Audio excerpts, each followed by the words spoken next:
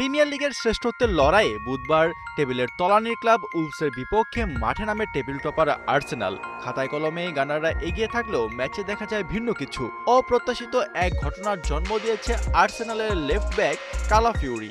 শেষ পর্যন্ত ২-২ সমতায় শেষ হয় ম্যাচটি।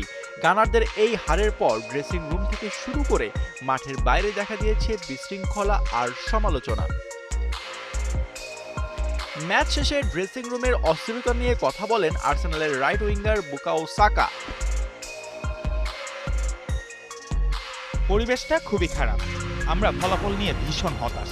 বিশেষ করে সেকেন্ড হাফে আমাদের পারফরমেন্স আমাদের প্রত্যাশার ধারের কাছে ছিল না। আমরা সিজনের শুরুতে যে গতিতে এগিয়েছিলাম তা অনেকটা ধীর গতি ধারণ করেছে।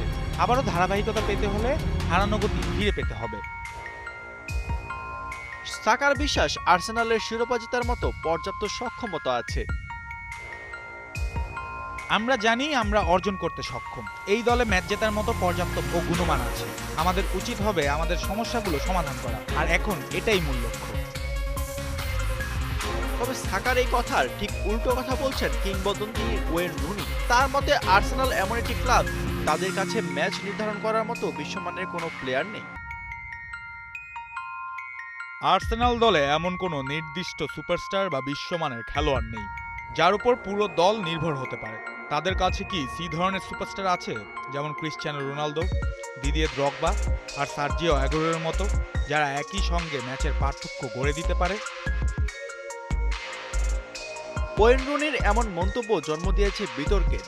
অনেকের মতে আর্সেনাল দলে বেশ কয়েকজন বিশ্বমানের খেলোয়াড় আছেন। ডেকলান রাইস বর্তমানে বিশ্বের অন্যতম সেরা মিডফিল্ডার। গ্যাব্রিয়েল ও উইলিয়াম সালিবা ইউরোপের সেরা সেন্টার জুটি। গোলকিপার রায়ার আছে ক্লিন শিট রেকর্ড। তাছাড়া বুকাও সাকা সেরা উইঙ্গারদের একজন। উলভসের কাছে পয়েন্ট হারিয়ে এখন অনেকটা ব্যাকফুটে আর্সেনাল। ম্যানচেস্টার সিটির সাথে এখন পয়েন্ট ব্যবধান ৫। রবিবার যদি সিটিজেনরা নিউক্যাসলকে হারাতে পারে তাহলে পয়েন্ট ব্যবধান হবে ২। তাই শিরোপার দৌড়ে গতি হারালো আর্সেনাল। রবিবার প্রিমিয়ার লিগে টটেনহ্যামের বিপক্ষে মাঠে নামবে আর্সেনাল। সেই ম্যাচে জয় পরাজয় নির্ধারণ করে দিবে শিরোপার লড়াইয়ে কে এগিয়ে থাকবে।